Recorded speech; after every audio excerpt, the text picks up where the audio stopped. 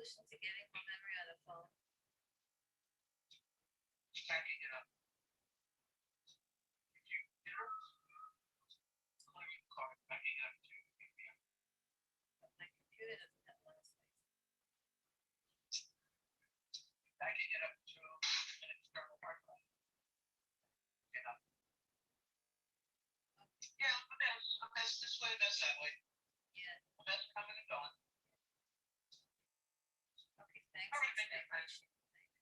I still have not gone out to a Chemish, and I will do so later. Soon, and I'll let you know. Okay, And I check have with you about your I timing. have a day off tomorrow, so You do? Yeah. It's very possible we could do it tomorrow during the day. Very possible. okay, let me know. Later, okay? Because I'd like to get this in. I can't, it's very hard to work with the computer. It is zero. Okay. Okay. So, okay, go. Okay, thanks. Bye.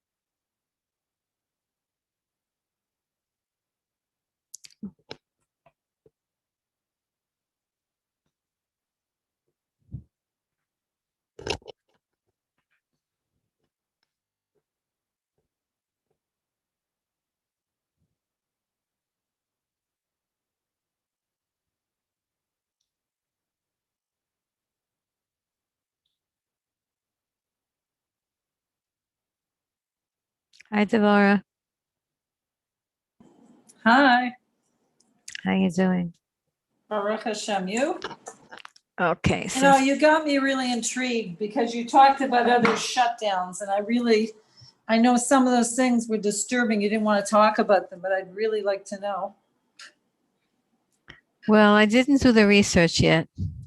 I just got a few messages from different people, and I like to do the research before I talk about it. But we'll see. I mean, in Spot, we've got a small group who've been getting together talking about concerns about electric shutdown, stocking up on food, on water, etc. So And who's in that group who talks about that? it's like a grassroots group, my community in Spot. Is that connected to Judy's group or to? No, Judy's group is like an eclectic group of everybody in the city, from, Breslov to Chabad to Rav Kook to everything. Yeah. Sort of like you. But no, this is a specific group who aren't excited about vaccination, who are horrified at the idea of vaccinating children. It's, Yeah. So Yeah. that's what they've been talking about, being prepared. And as my friend said, something could happen, God forbid, in a week, in a month, or never. Yeah. But one should be at least aware that there are some things going on. Yeah. There's a lot of stuff going on. And, there's so much going on that we don't even know about. That's number one. And maybe that's even better. Well, it's hard to know what's better. It's hard to know. Yeah, but there might be doing some. What I heard was about a shutdown because of some kind of a weather aberration or something with water. I don't know. I have to do the research really before I say anything. Okay, so without telling me anything, how would I prepare myself for this thing that might not be true? I don't know. I didn't do the research yet, but always it's good to have 2 weeks of food and water. I have already for years. It's funny because I just found a water bottle that I filled up with water just for the sake. I have for years already water bottles filled up, and they're so dusty. Oh, Hannah's coming. I know. So yeah. So let's hope we never need them. They're always saying that you should have 2 weeks of supplies. Right. Hi, Hannah. So excited to have you. I missed you a few weeks' time. We needed you so badly. And I ended up doing it myself, whatever I needed you for. And it's funny because we're going to talk about your name today, Hannah. So you just mamash Ruach HaKodesh that you came on, Hannah and Devorah. Okay, so we have today's the Shiviti is so organized. The class is on the Zoom is so organized that it tells me that this is class number 4 out of 7. And then I think we take a break. Do we take a break until after Tisha B'Av? Yeah, Hannah, or not? Let's see. What are we now? Now We we're take a break till Rosh Chodesh Elul. Till Rosh Chodesh Elul. Okay, so good. So then, and in Rosh Chodesh Elul, I'm going to start a whole new topic. I don't know what it is yet, but I'm going to start a new topic. And I might again, if we have a bikush, I'll start this topic from the very beginning. Things that you already learned. See, you're not going to need to relearn it. But if there's enough people who want to start from the very, very beginning of self-knowledge, I'll do the whole course again. Okay, so what I want to talk about today, I want to fill in a few little points, not a big topic, but a few little points. Points in terms of self-knowledge. Hi, Shanas, I didn't say hi to you. Sharona told me she has a meeting today. She can't come on class because she has a work meeting. So she's going to have to listen to the video. Okay, so here's what I want to talk about in terms of self-knowledge. And since yesterday was Lubavitch Rebbe's yahrzeit, and also yesterday was a big day also in Chabad, even before Lubavitch Rebbe's yahrzeit, it was the day when the with I think the Frierdiker Rebbe got saved from prison or something like that. So whatever it was, Gimel Tammuz, it's good to say over some Chabad. In Chabad, it's a custom, and it became really a universal custom to say every single day the Tehillim of your age. And if you have children and you want to say, if you want to pray for anybody, you want to daven for someone, so you say the Tehillim of their, and you don't know what Tehillim to say for them, you say the Tehillim of their age. Now, what does that mean? So I'm going to talk about American age, then you can fill me in on European age. I have a story about Persian age, and Hannah can tell us about European age. So in America, when a baby is born, they call it like a newborn, and then when it becomes 2 months old, 3 months old, right? That's how until age 1, until the first birthday. Now, the first birthday, when they're having a birthday party and they have a number 1 on the cake, that means that 1 whole year has passed in that child's life. It has lived 1 year, and now it's entering year 2 because it finished year 1. So whatever age Americans think they are, let's say a girl, an American girl thinks that she's 20 years old. She has really finished 20 years, and she's in year 21. So for her to say Tehillim, she would say about herself, if she wanted to say Tehillim for herself, and again, if she wanted to understand a little bit of her life of that year or of year 21 in the life of everybody, then she'll say chapter 21. Now, I'll tell you a funny story about Persian age. That's why, and then Chana, you're looking confused. I'll explain. When you hear this story, you'll know what I'm talking about. So, when I lived in America and I taught in a yeshiva high school for beginners, so there was a certain skufa where all the new students were coming and were Persian. Persians, great kids. Now they're all bubbies already and grandmothers, but it was years and years ago, and when actually was the second group, the first group came, they had a hard time. The second group that came, they were a little bit more put together, so to speak. Anyway, at a certain point, I taught this lesson of Tehillim, what to say when you're Tehillim, what your age. And then I asked one of the girls, because it was all high school girls. They were all basically the same age, 15, 16, 17, 18. So I pointed to one of the girls. I said, how old are you? So she started, I said, because then I'll show you, like if you're 16, then you say chapter 17. And the reason I did it was because I was teaching them Tehillim, and I wanted to teach them, I wanted to see like how the majority of the class is 16, so we'll all learn together Tehillim 17. That's what I was doing for. And the Persian girls started laughing. And they didn't want to tell me how old they were. What happened?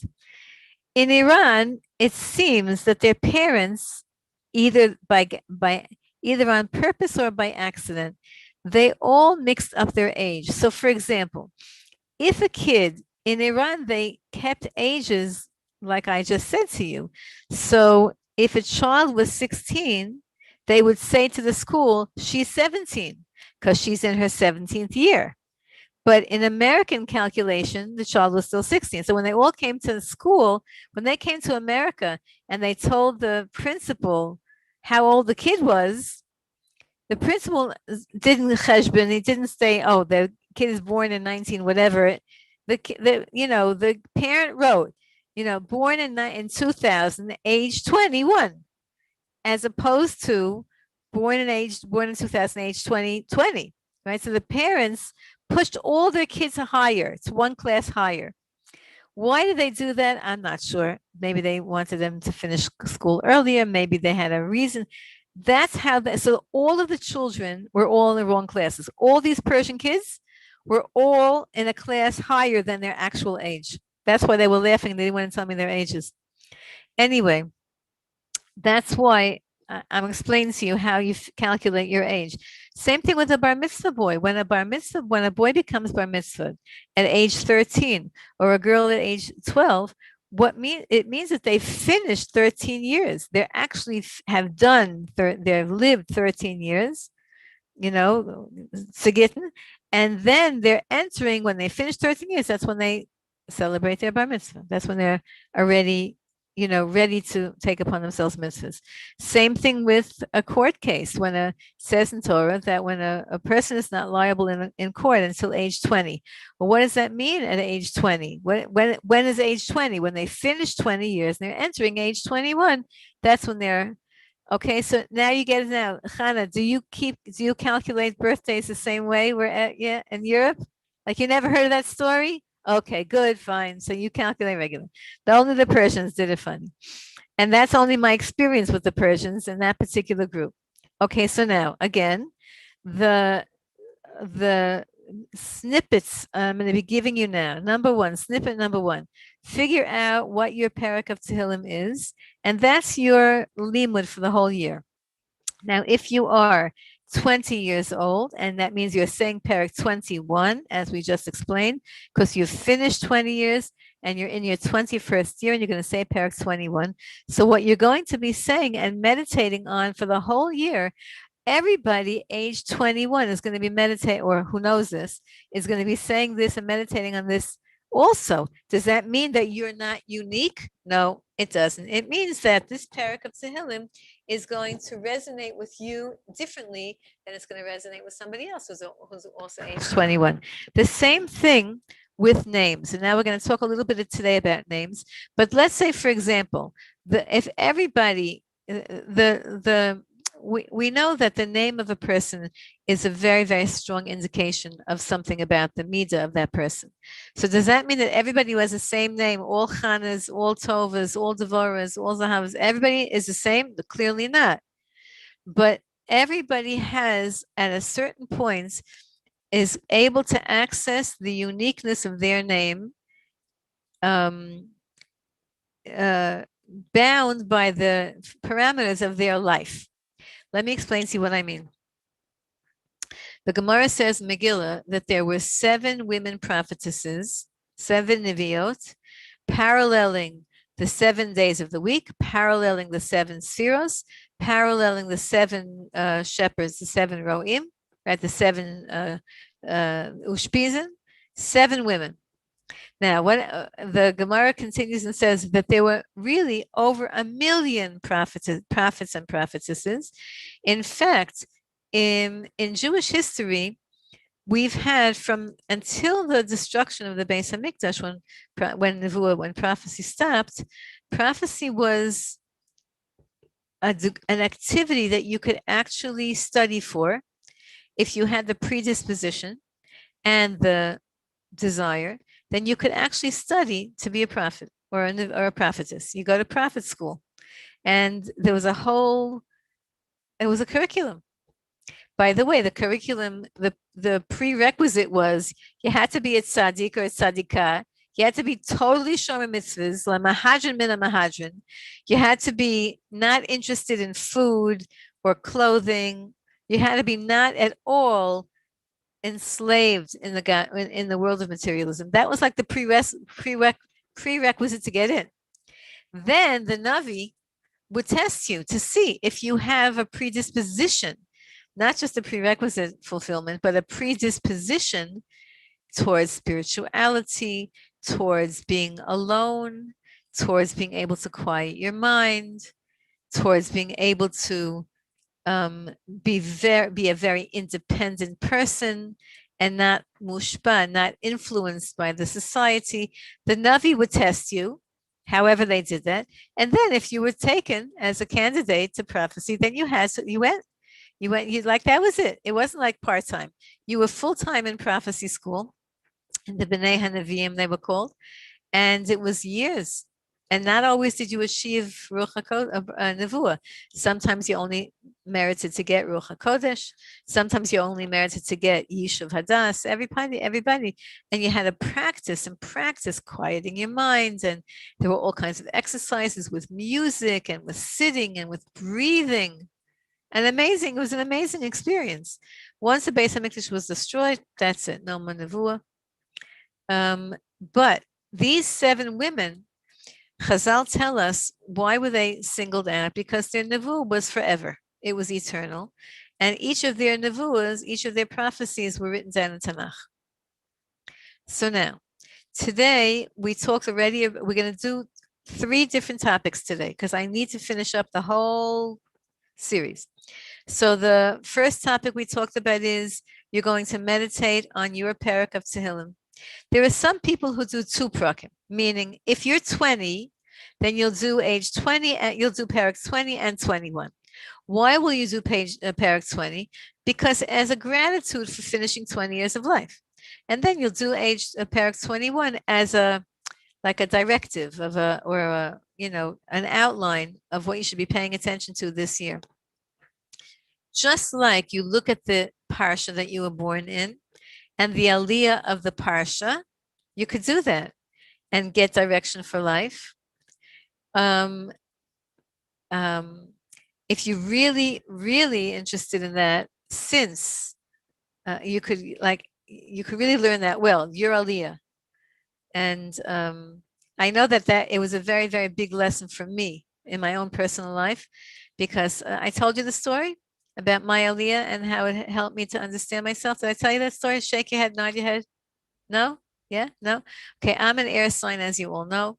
But I have this thing about halacha since I was a kid. Like, and they told me halachas like law. I understood it or I remembered it, and I have also a degree in math. And math is not air at all. It's very, very earth. And I never understood that about myself. I'm so, on one hand, very, very spiritual. On the other hand, I'm very, very miduyak,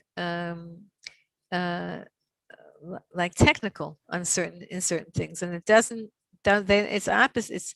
So then I learned my aliyah in my parsha. My parsha is Parshas Yisro, the giving of the Torah, and it's all halacha. And my aliyah is all about halacha. So that's how this can really give you insight. And also your aliyah, the parsha that you were born in, gives a tremendous insight, and more for other people, more for you vis-a-vis other people than for yourself. Meaning, you know yourself already, but you want to try to understand other people. So look at their aliyah, look at their parsha, their aliyah, and it helps. It helps us to judge favorably, etc., which is the point of all of this. So number 1, your parak of Tehillim, or your prakim of Tehillim, and your parsha.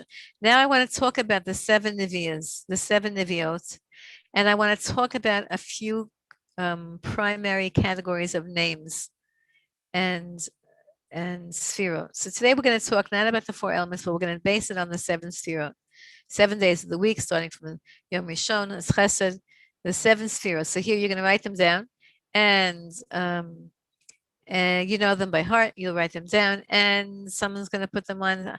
I hate to ask Hannah to do this, but since she's here, we're going to take advantage of her incredible, magical computer skills.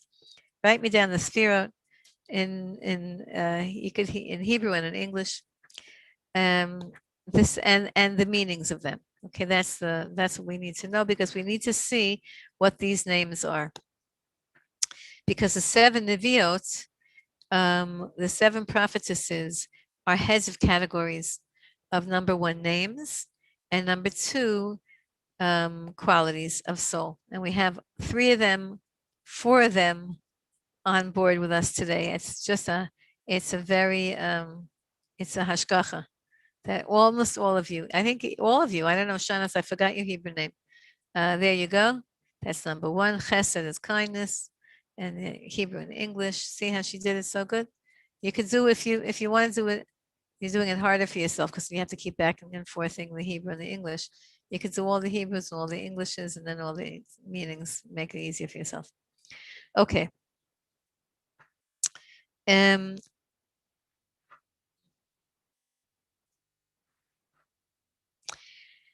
The 7 men who are, Chani, you really don't have to do it. I see it's taking so long. You don't have to do it. I could do it quickly also. The 7 men, prophets, are the following, and they're not in historical and chronological order. They're in the order of the sphirot that their soul manifests from. Okay, so here's the man's name. And so a lot of names today. The first is Avraham Avinu, Avraham. Then Yitzchak. Then Yaakov.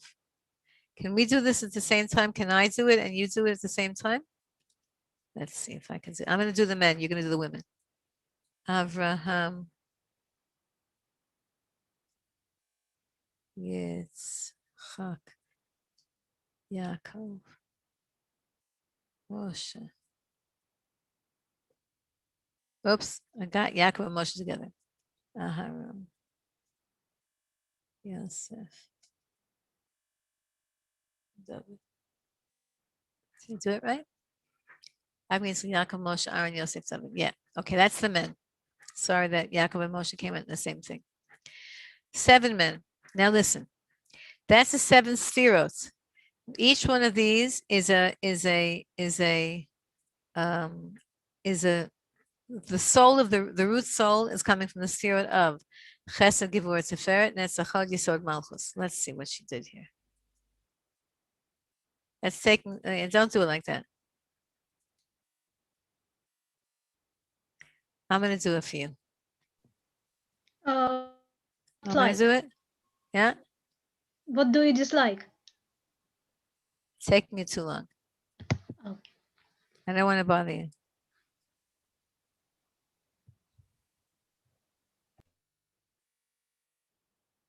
Okay, there's a 7 sphere. You all know them. Okay, now, the 7, so now look at the 7 men. Avraham, and all the names connected to Avraham would be the sphere of Chesed. Yitzchak, and all the names connected to Yitzchak would be the sphere of Gevurah. Yaakov, now Yaakov has a lot of names connected to him. All of his wives and all of his children, right? Tiferes. Netzach is Moshe Rabbeinu. All the names connected to Moshe Rabbeinu. He has so many in his own private life, but exclude, now Moshe and Aaron go together, so because they have a lot of overlap, right?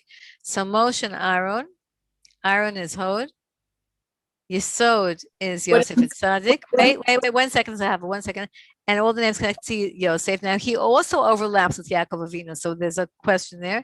And Malchus is David and Melch, and all the people connected to David. Yes, Zahava. What do you mean all the names connected to them? All their children, all their children, correct. All the people in Tanakh connected to them have an aspect of that. But we're going to qualify that even more now. But that's just the general rule. So for example, the name Yocheved, okay? Who is Yocheved connected to? Yocheved was the mother of Moshe Rabbeinu, Aaron HaKohen. So you would say that Yocheved is connected to Netzach and Hod. You'll see in a second there's more for Yocheved. Let's say the name Batsheva. Batsheva is David HaMelech's wife, so she's Malchus. Let's say the name Elisheva. Elisheva is Aaron HaKohen's wife, so she is connected to Hod. So right away, and all the Shvatim, Reuven, Shimon, Levi, Yehuda, etc., is connected to Yaakov Avinu Tiferes, except Yosef Tzaddik is also connected to Tiferes and his own Yesod, and Binyamin, who is very much connected to Yosef Tzaddik. So Rachel Imeinu is connected to Tiferes and also Yesod. That's how you look at names. Probably every Jewish name we can figure out just on those 7 and their associates. I'm not finished. It's a very broad topic. Now, the next topic is the 7 women prophetesses. Okay, I'm going to write them all in one message. It'll be easier. The 7 women prophetesses in the same order: Sarah, Miriam, Devorah, Hannah. Where am I up to? Hannah, Abigail, Huldah, and Esther. Okay, those 7 women, right? 1, 2, 3, 4, yeah. Huldah, sorry, the Huldah came. And okay, those 7 are exactly the paralleling of the 7 Sphirot. This is the Kohen of a Rebbe says this. And all connected to them. So here you see that there's a lot of overlap. So for example, Sarah works out very nicely because Sarah Imenu and Avram Avinu are married. They happen to be married to each other. So their Chesed. And there's all these discussions about, is Sarah Imenu the Gevurah of Chesed, right? Is Rivka Imenu the Chesed of Gevurah? All of those things.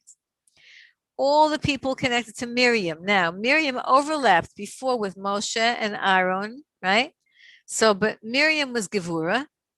Because she is a prophetess on her own, her primary, and we have a Miriam, her primary is Gevura, and secondarily, Netzach and Hod, because she's sisters to, right, Moshe and Aaron. Okay, Devorah, and we're going to talk about each of these women in 1 second. Devorah HaNeviah, here's Devorah. I see, we got everybody here. Devorah HaNeviah was considered Tiferes. Now, we'll see in a second why, but there's the only one connected to Devorah is Yael in terms of women.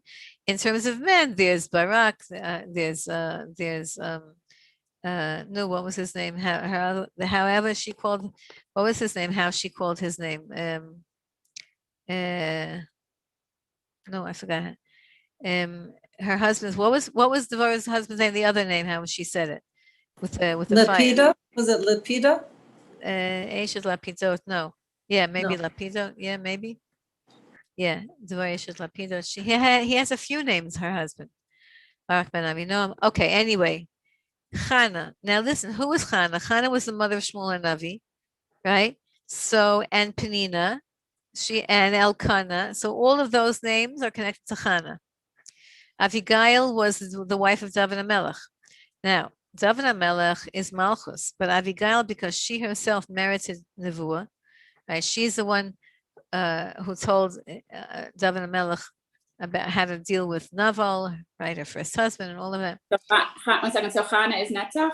Chana is Netzach, yeah. We'll see. I'm going to go back and talk about each one of these names specifically, but yeah. Avigail and all the names connected to her. Now, Huldah, I don't know if you know who's Huldah. Huldah is Yeshaya, who's Yeshaya Navi's, Yirmiyah Navi's cousin, Yirmiyah's cousin. She was a prophetess. She lived in the time of King Yoshiyahu. And so we don't know any women connected to her, but we know the names, Yirmiyahu, Yoshiyahu. Those were the names connected to Huldah. And Esther Malka, and the whole story of Esther. Now, just to show you, for example, just to show you, I just want to show you one thing about Esther before I go back and explain to you what each of these names mean and what the Sfirot are. Esther Hamalka, we have lots of people connected to Esther Hamalka, not just Mordechai Hatzadik. But what about Haman and Zeresh? And what about Achashverosh? And what about Koresh and Daryavish? Like, there's a lot of other people in that story, right? The 10 names of Haman, right?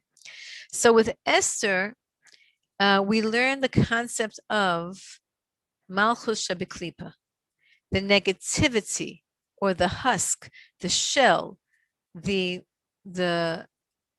impurity of Malchus. We learned that Dafka by Esther, who has so many names associated with that. David HaMelech had many names associated with him, but none of them were Klippa's names. Yosef Atzadik is the only one who has Klippa names. He has Potiphar's wife, Potiphar, Potiphar himself, and Pyro. He had a lot of Klippa names. So in Malchus, you have a Klippa. Now, what is a Klippa? The Klippa means like this. The Klippa, whenever you have this, I think about a walnut. You can't eat a walnut until you take off its shell. The shell of the walnut will break your teeth and will, hurt you if you eat it. But it's a protective of the walnut. It's attached to the walnut. It protects it on a certain level, but it also is unusable. And as soon as the shell is open and you access the inside, then the shell becomes worthless. Until you access the inside, the shell serves a purpose of protection and of whatever. But once you access the inside of the actual fruit, the shell is worthless and damaging and harmful, etc. The klipa, the word klipa literally means a shell. And it means the external or the negative aspect of any character trait. So for example, the negative aspect of generosity is foolish spendings, spending ridiculously. The negative aspect of being frugal is being cheap. So you can have a quality of a personality trait.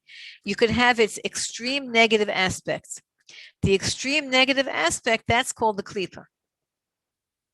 You have that with people. I was just saying this morning to this morning shir, so Devorah is going to hear this a second time, that the klipa of Malchus in this world, one of the klipot of Malchus in this world, actual Malchus, is the Queen of England and her whole chevra. That lady, the whole British royal family has a very big history. Maybe not her, she's an old lady already. People don't want to say bad on her. She looks like, whatever. But the whole British royal family has a very long history of being immoral and immodest and etc. and difficult, whatever. But she's a very famous lady, that lady, and her family is very famous, and there's all kinds of dramas going around that. But that's the klipa. That's not holy royalty. That's unholy royalty. But we don't know what royalty looks like unless we have a picture of it. And until Mashiach comes and we're worthy to see holy royalty, all we get to see is unholy royalty. And that's what we see. The same thing with politicians and any kind of leaders, kings and politicians and prime ministers and all of that. Until Mashiach comes, all we get to see since biblical times. We used to have good leaders. David HaMelech was a great leader. Shlomo HaMelech was a great leader, but we haven't for a very, very long time. We haven't seen holy leadership. Holy. I'm not talking about effective. I'm talking about holy leadership. And so all we get to see is unholy leadership and how they and all of their behavior and their ridiculousness. So in the klipa, Esther, so there are names in the klipa. There are names that are negative names, bad names. Some of them are the same aspect in the negative. So for example, we could argue about the name Yishmael. We could argue about the name Esav. Now we don't know anybody named Esav. We could argue about the name Hagar. Sadly, there are women in Israel who are named Hagar. We can argue about the name Nimrod. There are people in Israel who named their kid Nimrod. Nimrod was a super evil guy. He was the Hitler of his generation. He was like a rebel against God, and his name means to rebel. Okay, so now that's one category of looking at names. All the names associated with the primary names in Chumash, in Tanakh. Now, let me just go back for 1 second to explain to you that Sarah, all the names in terms of why they were who they were. Sarah Imenu, Sarah is the aspect of Chesed, because she was actually the first woman prophetess, right? The Torah tells us that Avram Avinu, Hashem says, Avram Avinu, listen to her. She is on a higher level of connectivity than you are. Why is she called Chesed? Because on the first level is because she was Chazal are revealing to us the root of her soul. We don't know the roots of our own souls in the sphere. We don't know that. We don't even know what world we come from. But in the primary souls in Chumash and Tanakh, Sarah Imenu came from the place of unboundedness. So even though Chesed usually translates as kindness or love, but it really means hitpashtut, which means completely giving out without any boundaries. Just giving and doing and loving and thinking, no boundaries. That was Sarah Imenu. So now look what happened to the klipa of Sarah Imenu, Hagar and Yishmael. No boundaries, right? Hagar, no boundaries. She, in the end, learned boundaries, but till she learned boundaries, she got pregnant right away. She said, oh, look at me, I'm right? And then she lost that baby. And then she gave birth to unboundaries. She gave birth to Yishmael, Pera Adam. Pera Adam means no boundaries. Now, Yishmael, Chazal tell us, did teshuvah before he died. And therefore, we have actually, I don't know if it's a Tana or an Amora, Rabbi Yishmael, in the Gemara, in the Talmud. We have a few times Rabbi Yishmael's, a few different people, a few different tzaddikim named their son Yishmael, and he became a big Tana and a big Amora in the Talmud. Why? There's two reasons. I heard two reasons. First of all, one, because Yishmael did tshuva, and two, because it says in Chazal that at the very end, we're living through this now. This is our life. That the end of time, Yishmael will be the almost final enemy, right? The almost final Galus. So to to um, to deplete Yishmael of his holiness and to disempower him, there were big tzaddikim who named their kid Yishmael. Nowadays, nobody names a kid Yishmael because we don't have the power to know that our child will be such a great tzaddik that he will be able to disempower and take away from Yishmael their, their merits, their zechusim. But in olden days, they did that. And that's why we have Yishmael. So either because he did tshuva or because nobody names Esav, interestingly enough. Nobody names Edom. Nobody names any of the children of our, and that's a close relative to us. Why? Because Esav brought, sadly, terrible avodah zarah into the world with the Christian religion, and was a source of much more death to the Jewish people. Whatever, we don't use that name. Okay, Miriam is Gevura. Now we have a Miriam on Miriam Meltzer. Miriam is Gevura. Why? She was powerful. Now, just to show you how many different levels of understanding there are, even though Miriam was Gevura, and Gevura is fire, that's Zahava's name, fire. Zahava, I forgot your second name. You have a second name? No. No, just so that's Gevura. Zahav is fire. Zahav, right? That's fire. But Miriam means Mayim. In her name, Miriam is Mayim. So Miriam is a very interesting combination of the water element, which is Chesed, and her primary, which is Gevura. So look at that interesting Shiluv with the Miriam. Now, the stories of Miriam revolve around water. We know the water in the desert. We just read this past Shabbos, right? We read it.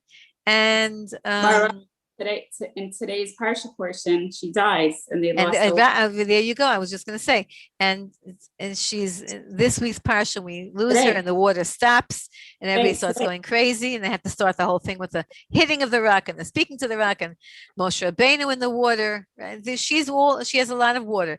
So the question is, was water in her personality, or was water in her circumstances? That's why I'm telling you, this is such a huge topic in a person's life.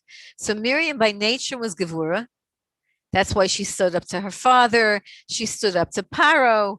She has a son Hur who stands up to the whole Jewish people. So she, by nature, she's Gevura. She was a teacher of the women. There was no such thing. She was a parallel of Moshe Rabbeinu on a higher level because Gevura is a higher sphere than Netzach. But she had water in her. She had the whole circumstances of water in her life.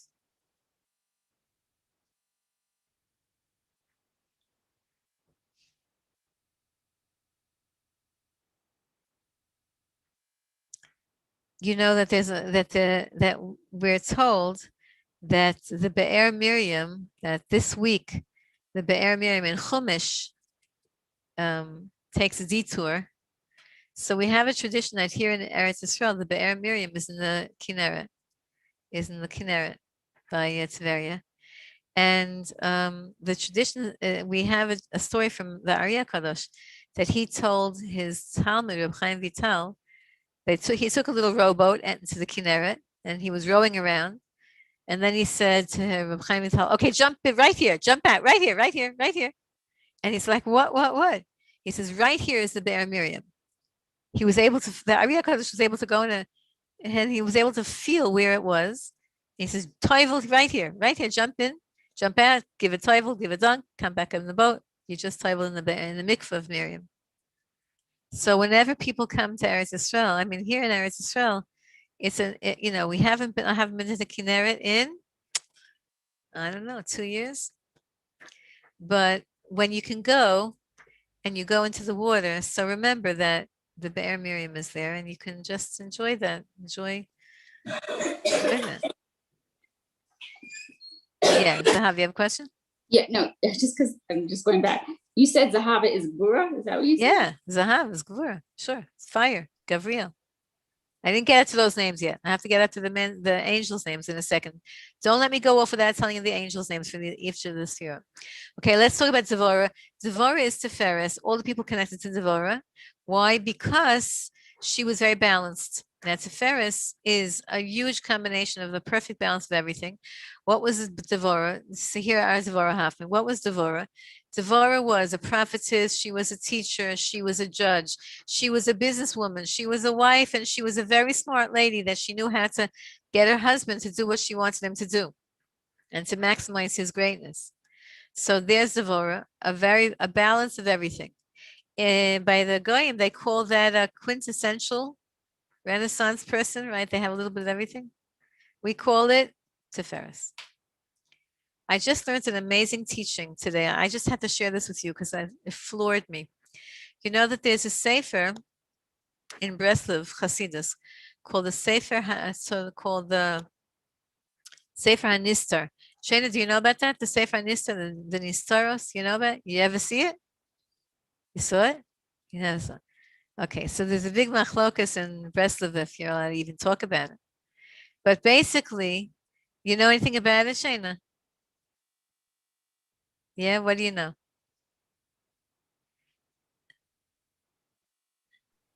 Wasn't it burnt? No, that's the Sefer Nisraf. That was something else. The Sefer Nistaros, it talks about Mashiach. It was hidden. It was always given one person to one person to one person. And now somehow it's a big, you could ask about it. It's in your family. It's a big machlokas in modern day Breslov. Like, should we even mention it? Do you want people to know about this? It's already written and a little bit interpreted. One of the things that Rabbi Nachman talks about in the Sefer Nistaros, it's all about Mashiach. What's going to be? One of the things he says is blew my mind. I mean, it didn't blow my mind. It was just like, I was so happy. I was so like, whoa. Rabbi Nachman says that Mashiach Tzidkenu is going to take out an hour a day. He's going to be a healer, and he's going to take every day 1 hour to heal people, to be a doctor, to heal people. Isn't that amazing? To me, that was like, whoa. First of all, he has an hour a day, and what's he at? Like, how many years is it going to take till you get on the appointment list? That's what Rabbi Nachman says. Rabbi Nachman says Mashiach Tzidkenu is going to have the power of healing. He'll be a doctor. He'll be a healer. He'll know the whole marechas, everything. And he's going to play music and make music. In addition to being a great teacher and teaching the whole world and being charismatic and being magnetic but he'll be also a healer, not just a rofe. He'll heal people. He'll make appointments and heal people. Like, that's, to me, I was like, whoa, I never knew that. I never thought about that. I mean, I always knew that Mashiach is going to heal the world, but that he's going to have an hour a day he'll take to make appointments and heal people. That's what Rabbi Nachman says, Sha'ah Bayom. Anyway, okay, whatever. Let's go quickly to Chana. Chana is Netzach, and the reason Chana is Netzach is because her name spells out. Chana, I once told you this about your name, right? Chana spells out Netzach. If you write Chana, here I'll write, my Hebrew typewriter is in another place. If you write Chana, Chet Nun Hey, Netzach has a nun and a chet and a nun, and the tzaddik of Netzach in Atbash is Hey, right? Tzaddik is the fifth to the last letter, and Hey is the fifth letter in Atbash. Tzaddik and Hey interchange. So Chana actually spells out Netzach. And what was Chana's whole thing? Chana's whole thing was to make nitzchius, to have child, right? To make nitzchius, to have foreverness. Also, Netzach Yisrael. Shmuel Hanavi, her son, says Netzach Yisrael lo yishakera. He calls Hashem by an unusual name, Netzach Yisrael, the Eternal One of Israel. And Chana was the one who gave birth to Shmuel, who anointed David Melech Yisrael Chai V'Kayim. David is forever and ever. That's all the people connected to Chana is Netzach, including Penina, including Elkanah, including Shmuel, even including Shaul, because Shaul, even though Shaul is connected to Yosef and David, but also to Chana, because she gave birth to Shmuel, who anointed Shaul first. Okay, let's go back. Abigail is David Melech. The klipa of Abigail is Naval. Remember we talked about names that have a klipa, a flip side to them. So nobody gives the name Naval, right? Naval was her first husband, who was really a bad guy. The word Naval means to be like a creep, like be a low life. That's a Naval. So now the name Abigail is a very beautiful name. It's Hod. It's saying thank you to Hashem, Abigail. And in the name Abigail is Avi, Hashem. He's our Abba, right? And Gila, Gail means Gila, to be rejoicing, to be happy. And there you see the amazing teaching of Hod, to say thank you. When you say thank you, it gives you simcha. Because Abigail, Gila, that's why the most happiest words that you say every single morning is Moda ani lefanecha. Thank you. Thank you that you gave me back my life. That should be said with incredible happiness. That, by the way, as I told you, Rav Ginsburg says that the immune system is Hod. He talks about all the systems of the body. He says the immune system is Hod, and if you're feeling like you need to boost your immune system, then number one, you must be happy, because even in the name Aharon is also Hod. You have the name Rina. Rearrange the letters. You have Rina. Reish Nun Hey means happy. Avigail, happy. That's a midah of Hod. Hod means being grateful. If you want to be happy, just be grateful.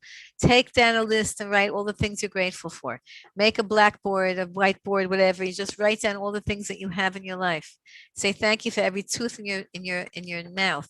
I had I have one of my students. She's learning to be a dentist, but not just a dentist, a root canal specialist. So I said to her, why in the world, when we were kids, we didn't have root canals? All the little kids now are getting root canals. Like, what is that? And so we had a whole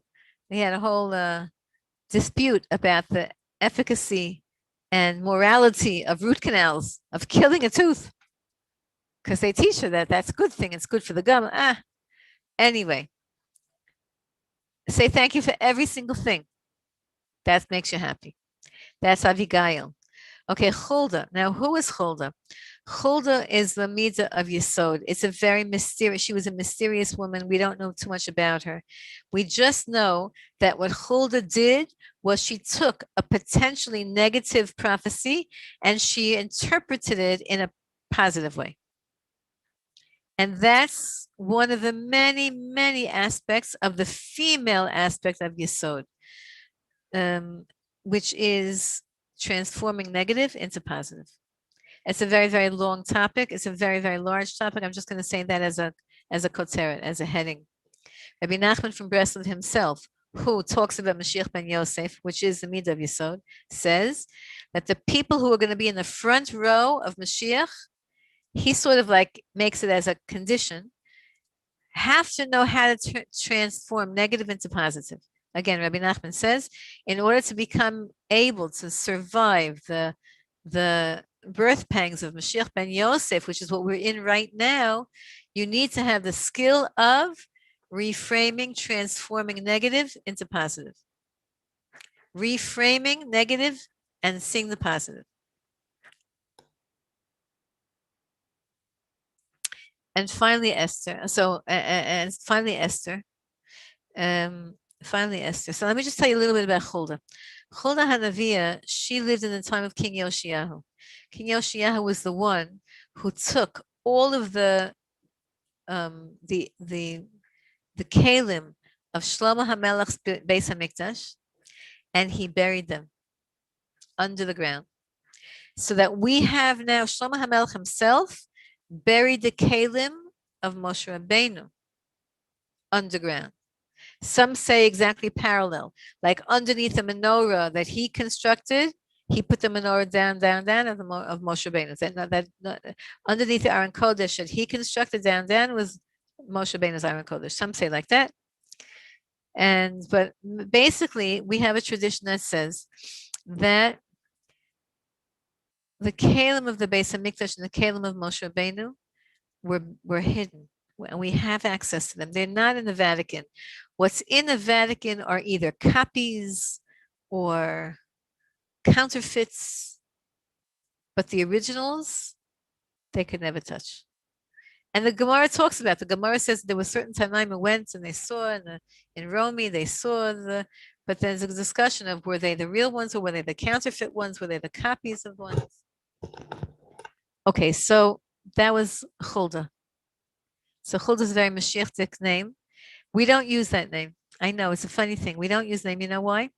Because the name Hulda, the Gemara talks about this, that the name Hulda itself isn't a pleasant name. It means a weasel or a rat, like one of those animals that crawls in the sewer. That's a Hulda. I don't know what her parents were thinking when they named her. They probably had Ruach HaKodesh. They knew what they were doing. But I once met somebody from Netherlands, Dutch, a Dutch girl. Her name was Hulda. The only person I ever met named Hulda. Anybody ever met a Hulda? No. So it's not a popular name. Now Devora is a B. So the Gemara talks about the names Devora and Hulda. And Devora we do use, but Hulda we don't use. Maybe also because Hulda we only have that one story about her. And the reason that they went to her is because Yirmiyahu Hanavi was around, but they were afraid to go to him because they had a prophecy that they were afraid. They needed interpretation of it. They went to her. They said, because her nature, the nature of a woman would be to be more compassionate you can't lie in prophecy. You have to say what it is, but you can say it softer. And that's what she did. And finally, Esther Amalka. So you wonder, why is it that Abigail didn't get Esther's job? Because Abigail was married to Malchus, right? She was a prophetess and she didn't get Malchus.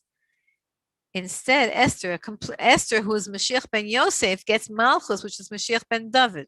How does that work? Just to show you how many different levels there are to this whole teaching, because Esther came from Binyamin, right? Esther came from Binyamin. Binyamin is a Yosef character. And yet Esther gets Malchus. So maybe we see that there's two levels of Malchus here. That even in the Mashiach, when we say Mashiach, we didn't realize all the years when we were saying Mashiach, we were saying Mashiach ben Yosef. We didn't realize it. Now we realize that because it's a popular topic that we say Mashiach ben Yosef. Okay, I want to go through also 4 names of angels and all connected to them. So the name of the angel of kindness, of chesed, is Michael. Therefore, all names like that, Michaela, I've heard that name, Michal, any name connected in that sound, that's a name of chesed. Michael, Michaela.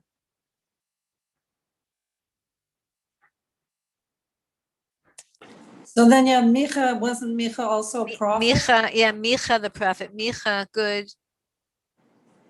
1 second.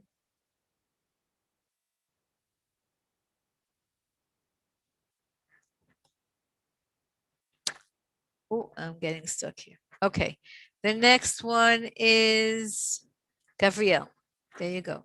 So Gavriel, Gavriela, all of that is Gevura. What else? So now you see that those names, well, there was something I wanted to look up for you and I can't find it.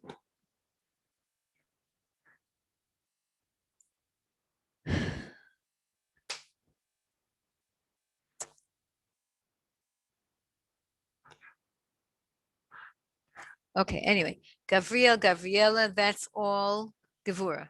That's the second sphere. Also, for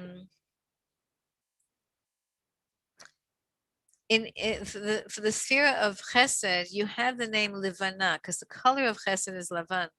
So you have the name Livana. You also have the name Lavan, right? Lavan is our Rachel Imenu and Leah Imenu's father, right? Lavan. So he was a klipa, Lavan. He was Lavan in a klipa. I hear this. Okay. Then what else do you have for Chesed? And you also have Chasida. Any name like in that whole world, that's all connected to Chesed. Gevura. Gavriel, right? Gevura, right? Yitzchak, all the names like that. Okay. Interestingly enough, Tiferes is an angel that you might not have heard of. His name is Oriel, or Oriel, connected to Ariel. The name of Yerushalayim HaKodesh is called Ariel. Ariella, Or, all the names of Or, Meir, Ora, Meira, all of those Or names, that's Tiferes. That's all the spheroids, that's the emotions. What are the names like that? Notice that the word Torah comes from that same word. Torah means teaching. That's Tiferes, teaching, right? Mora, right? All of that. Okay. And Malchus, believe it or not, is Raphael. Now, I told you just before that I just learned today for the first time that Mashiach is going to be a Rofei. I knew that the name Raphael was Malchus, but I never put together that Mashiach Tzidkenu himself is going to be a Rofei. Maybe he will also, I wonder who he's going to heal first. Like, will he heal the doctor? Will he teach all the doctors how to heal? And then he'll just like send them all out. There's an opinion that says that because Moshe Rabbeinu is going to come back. Moshe Rabbeinu is going to come back. They're going to all come back. So like, what's Moshe Rabbeinu's job going to be if Mashiach is here? So one opinion says that Mashiach Tzidkenu is going to do, he'll first teach Moshe. Moshe will teach Aaron will teach that. Then it'll be like a whole shalshelis, a whole chain of teachings. So maybe Mashiach will teach all the doctors and the healers to help other people. But Malchus is called Raphael. So now what other names you have? Raphael, Raphaela, any names connected to healing, that's called the name of Malchus. That would be connected to Esther. All of those names are connected. So now I think that probably we can figure out from all of this every single Jewish name that's named for a person. Now, Shana, I'm looking at Shana, and Shana's like, oh, where's my name here, right? Because Shana is an adjective name. I would say that Shana is Tiferes because it means beauty. And Tiferes means beauty.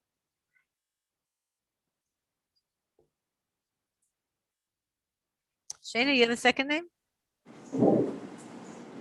No, just Shana. I told So you that. Shlomo is going to be Esther? Is David? Yeah, Shlomo's going to be David. Shlomo's going to be with David, Hamelech, Malchus, and Esther. Yeah. That's why it's so interesting. Sometimes you see people who get married, and it's so how their names are connected, even distantly. You wouldn't think that Shlomo and Esther would be a connection. What would be? What connection would there be?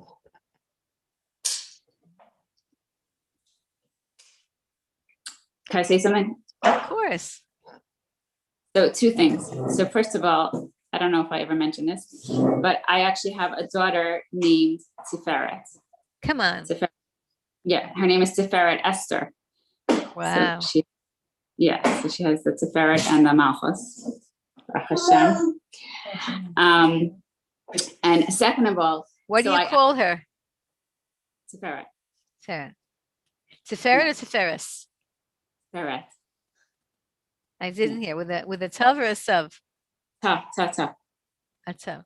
Yeah, I mean, she actually, when we named her, like we were in a different place, and yeah, she went through the Beis Yaakovs, and many of her teachers called her Tiferes, but she's Tiferet. Is she there? Yeah, she's sitting right Let me now. look at her. Tell her to come. Does she mind? No, she's like in a tuchel sweatshirt, just woke up thing, Okay. Okay. But Baruch Hashem, she's beautiful. She's Tiferet. I'm sure she is. She has a very strong name. Okay, yeah. Next. And her son is actually Mordechai. She's Tiferet Esther, and her son is Mordechai Leib. So you see? Yeah, Baruch Hashem. Anyways, the other thing that I wanted to mention, which I find to be fascinating, and I actually wanted to mention this in your colors class, but that, class didn't have many comments. So oh yeah, sorry about that. That wasn't my. That's okay. You understood why I was. Yeah, it's fine. Yeah. So I love this. The color purple, right, in the Torah is argaman. Yeah. Right. So I learned, and Rabbi Nachman actually talks about this, that argaman stands for the malachim, Uriel, Raphael, Gabriel, Michael, and Nuriel. And like when you wear purple, you're surrounded by the malachim. And now it's like an extra element that, like, not only are you surrounded by the malachim, but your mom is surrounded by the spheros. Like you have like everything. That's why we say that pasuk before we go to sleep. Mimini, Michael, Mismoli, Gabriel. Right. Yeah. But when you wear purple like Oh. that, like you're surrounded by, you know. Yeah. Yeah, Mhm. a person could listen. Rabbi Nachman says that a person could live in a geula mentality even before Mashiach comes, and just Yeah. knowing all of this and just thinking about any of these things is it's a geula mentality. Yeah. All right, so now I finished what I wanted to do. Wow, that was a lot. Sorry, I gave you a lot, but Baruch Hashem and That's Bezrat great. Hashem next week. So we have 3 more classes to do. Next week we're gonna work on. I'm gonna try to do the whole Aleph base. How's that crazy? Oh, I'm gonna put them into amazing. Yeah. I'm gonna put them into categories. I have a very ambitious project for next week. It might take me 2 weeks.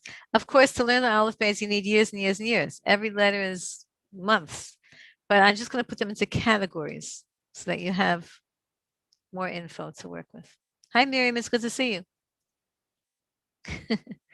Okay, everybody. What else? Everybody all right? Any news? We have funny stuff going on here in Israel. We'll see how the we'll see how the week progresses. We're expecting all kinds of interesting things. Ezrat Hashem. Everybody should stay safe, It's amazing. healthy, Rebbetzin alive. is amazing Well, in this group. did you smell the fire yesterday, Shayna? Yeah, You I smell saw it. I felt it. crazy. We had a crazy. You smelled it also, Chana? Yeah. You, Miriam. Wow, it was crazy. Crazy. Over the fire engine planes were over my head. You know, they come over higher. No, first I thought when I heard those, because we're in a no-fly zone here in Yerushalayim. So first I thought they were just having like a tekes, like like to make planes in the air to celebrate the new mixed-up government. But then I saw that it wasn't. It was the fire engine planes that they were trying so hard. Wow. Okay. So in terms of personal parsha, then the numbers of psukim would also be relevant to us. Okay, I wasn't going to say that, Devora, but yes, sometimes I look at that.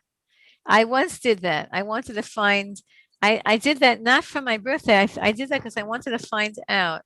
The Vilna Gaon says that the year that we're in is the parsha, whatever. I wanted to try to figure out what year we're in, and according to the Chumash, and then try to figure out like the day by counting words, and it gets a little tedious and confusing. So, but yeah, just look at your aliyah. Some people say just look at the parsha that you were born, not to focus on Right, the aliyahs. but when I looked, all those numbers are very important to me. You're in an aliyah with numbers.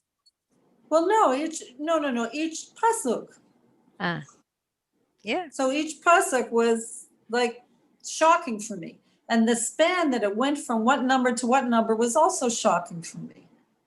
They're just my numbers. Wow. I mean, I have other numbers, but they were really primary for me. Wow. I do that with my parak of Tehillim when I say, I look at the Tehillim of my age and I look at the psukim and try to see how that's so incredibly relevant. But the Tehillim is not in order necessarily. It keeps going back and forth. All right, I'll let you guys go. Rebbetzin. Yeah. Thank you. Thank you so much. It's amazing how many people in this group were Neviot. Well, yeah. In this group right now, Chana, Devorah, Miriam. It's amazing. Yeah. Lian Hara. Yeah. Everybody fits into one of them. Everybody's name fits into one of them. So yeah, we had a whole bunch of prophetesses in this group. Sometimes a person gets a name because they're the opposite in their nature, so they need that name to strengthen them. Sometimes the person's name is Miriam. She's really very soft and sweet, and she gets the name Miriam to help balance and strengthen her, because to make that balance. My English name is the opposite of my Hebrew name. What's your English name? Dulcie. What does that mean? It means sweet and soft. Devorah is hard. Nah, you don't have an English name. Just have a Hebrew name. If your English name was like Deborah or like Sarah, it's a different story. But if your name is, that's not a name. Okay, bye, everybody. Bye-bye. Bye.